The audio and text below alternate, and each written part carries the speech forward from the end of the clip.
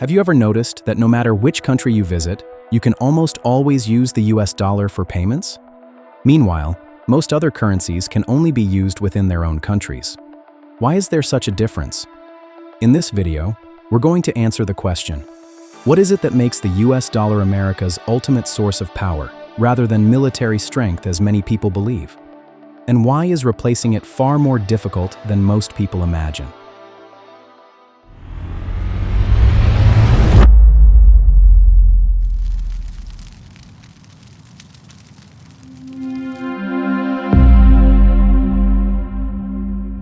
And that brings us to the biggest question of all. Why does the entire world continue to trust the US dollar so much? For decades, the US dollar has been viewed as a financial haven whenever the world falls into uncertainty. When wars break out, stock markets crash, or economies slow down, investors across the planet often do the same thing, pull their money out of risky assets and move it into the dollar. This pattern has repeated itself so many times that it has become one of the most predictable behaviors in modern finance. A perfect example occurred during the coronavirus pandemic. In early 2020, global markets lost trillions of dollars in value within just a few weeks. Businesses shut down, flights stopped operating, entire cities fell silent. Fear spread everywhere. Normally, people might assume that a currency would weaken during a global crisis. Some examples at that time included the Brazilian real, the Turkish lira, the Argentine peso, and even the Russian ruble. But the opposite happened to the dollar. Instead of collapsing, it became significantly stronger.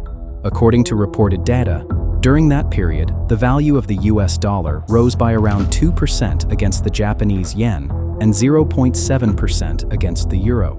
Investors did not run away from the dollar. They ran toward it. The reason goes beyond patriotism or politics. At its core, trust in the dollar is really trust in the United States itself. The United States still has the largest economy in the world. America produces enormous amounts of goods, services, technology, energy, and financial activity. More importantly, the US financial system is massive. Take a look at Wall Street. The two largest stock exchanges in the United States alone, the New York Stock Exchange and NASDAQ, have a combined market capitalization worth tens of trillions of dollars. That scale is larger than most financial markets in many regions combined. The world's most powerful corporations are concentrated there. Apple, Microsoft, and Nvidia are all primarily valued and traded in US dollars. American markets are deep, highly liquid, and strongly connected to the rest of the world. That means investors can move enormous amounts of money in and out of dollar-denominated assets quickly and efficiently. During times of panic, that flexibility becomes incredibly valuable. Another major factor is stability. Compared with many emerging economies, the United States is considered relatively stable, both politically and institutionally. Its legal system is very strong. Property rights are protected.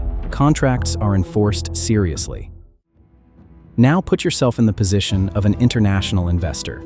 If you owned tens of billions of dollars, you would want to move your money to a place where the legal system could protect your assets for many years, even decades. In the United States, a company can sue the government in court. A major corporation can still be investigated if it violates antitrust laws. Even the President of the United States can be brought before the judicial system. That creates a tremendous amount of trust. Even when American politics becomes chaotic, global investors still tend to believe that the overall system will continue functioning. That confidence matters more than daily headlines. And perhaps most importantly, people believe the dollar is unlikely to experience a catastrophic collapse. Many countries throughout history have watched their currencies spiral out of control. The Turkish lira and Argentine peso are often mentioned as modern examples of currencies that suffered dramatic losses in value due to inflation, economic instability, or weakening investor confidence. The dollar is not viewed that way. It may rise or fall over time, but most investors still believe it can survive crises better than almost any other currency on Earth.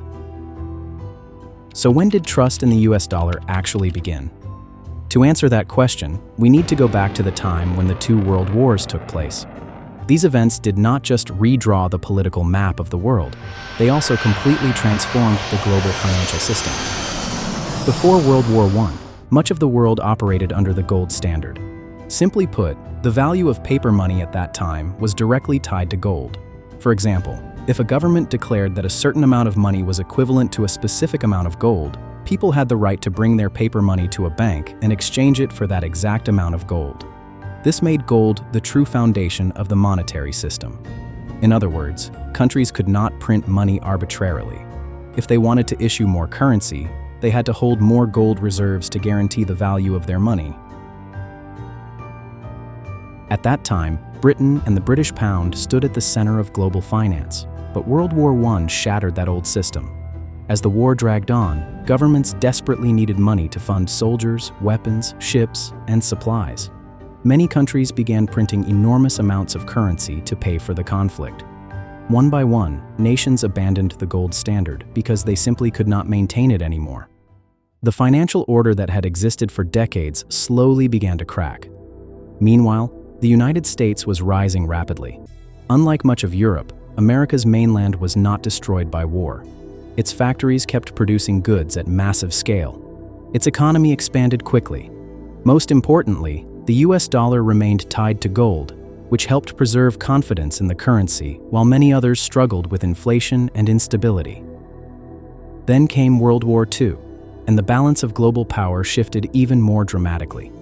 While much of the world was engulfed in war, the United States became the industrial powerhouse supplying goods to the world. Washington sold weapons, vehicles, fuel, food, and equipment to allied nations. But instead of accepting payment in weakening currencies, the United States often demanded payment in gold. This caused America's gold reserves to rise dramatically.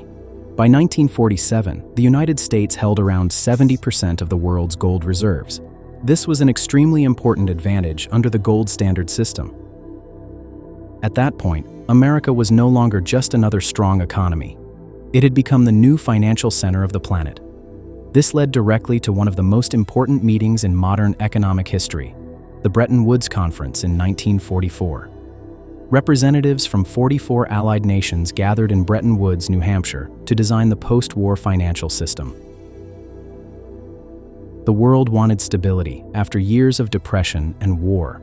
Leaders needed a framework that could rebuild international trade and prevent future economic chaos. The solution they created would change the world for decades. Under the Bretton Woods system, many currencies around the world were pegged to the US dollar because it was considered the most stable and trustworthy currency at the time. Meanwhile, the dollar itself remained pegged to gold. Simply put, if countries wanted to buy gold, they had to exchange their local currencies for US dollars. And honestly, the decision made sense at the time. The United States was the richest major country, the strongest industrial power, and the holder of most of the world's gold reserves. No other nation could realistically compete for that position. As a result, the dollar became the center of global trade, banking, and finance. But the story did not end there. For many of its early years, the Bretton Woods system operated relatively smoothly. However, as the global economy expanded rapidly, the world needed increasing amounts of US dollars to support trade and foreign exchange reserves. This forced the United States to continuously send dollars abroad through imports, investments, foreign aid, and military spending. The problem was that once the amount of dollars held overseas exceeded the amount of gold the United States possessed, countries began to worry that Washington would no longer have enough gold to back all those dollars. This became known as the Triffin Dilemma, a famous contradiction within the Bretton Woods system. During the 1960s, the United States was simultaneously burdened with enormous expenses such as the Vietnam War, the Great Society social welfare programs, and rapidly rising imports. This caused America's balance of payments deficit to become increasingly severe. As a result, massive amounts of dollars accumulated in the reserves of European and Japanese central banks. Many countries began to question the true strength of the dollar and decided to exercise the right allowed under Bretton Woods, exchanging dollars for gold from US reserves. One of the first countries to do this was France under President Charles de Gaulle. The French government openly criticized the privilege enjoyed by the United States of printing the world's reserve currency and then using that same currency to purchase goods and assets around the world. Starting in the mid-1960s, France began converting large amounts of its dollar reserves into gold. To save the system, the United States and its allies established the London Gold Pool in 1961 to coordinate gold sales into the market in order to maintain the gold price at $35 per ounce. But this measure only delayed the crisis. By 1968, the United States was forced to end gold convertibility for the private sector. Only central banks still retained the right to exchange dollars for gold. Eventually, the situation became impossible to control. Then came the shock that changed everything. I have directed Secretary Connally to suspend temporarily the convertibility of the dollar into gold. The decision stunned the world. It effectively ended the Bretton Woods system and marked the beginning of the modern floating exchange rate era, where currency values are determined mainly by market forces. Many people expected the dollar to collapse after losing its connection to gold. But something surprising happened. It didn't collapse at all. The world had already become deeply dependent on the US dollar. Global trade, banking systems, international debt, and commodity markets were already operating in dollars. By that point, the dollar was no longer just backed by gold. It was backed by the size of the American economy and the enormous global system built around it.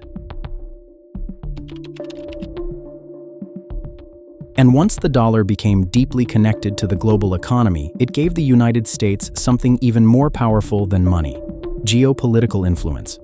Today, most global trade, banking, and international payments operate through the US dollar. Transactions involving oil are no exception. As a result, the United States has enormous influence over the global financial system. That is why the dollar is no longer just a currency. It is also a tool of global power. One clear example is economic sanctions.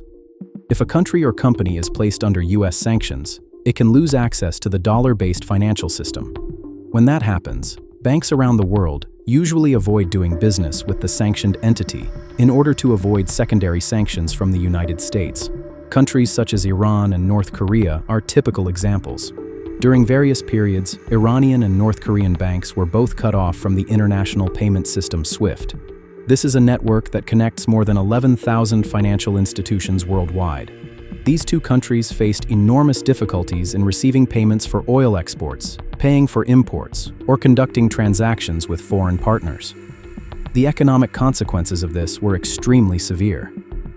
According to the Council on Foreign Relations, sanctions caused Iran to lose around $160 billion in oil revenue and left its economy 15 to 20% smaller than it would have been without sanctions.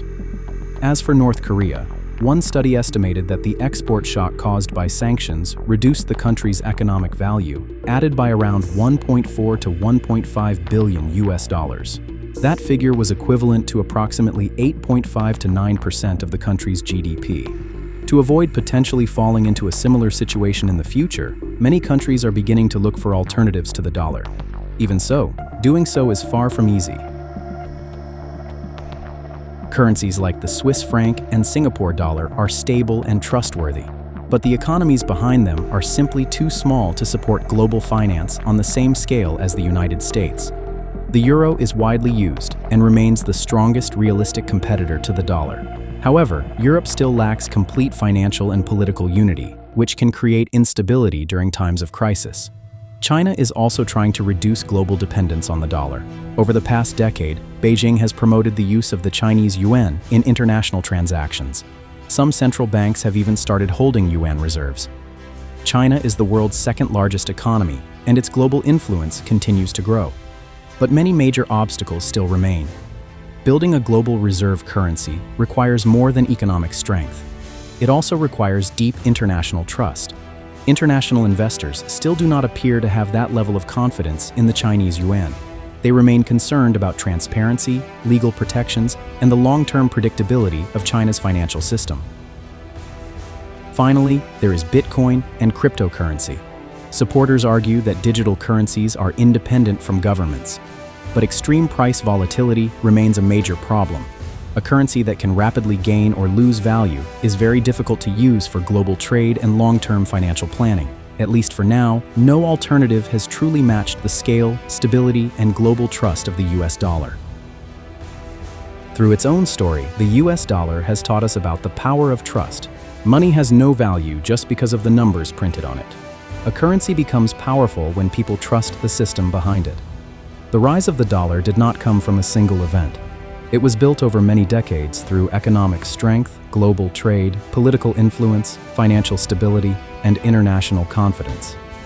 History shows that trust is one of the greatest forces in the financial world.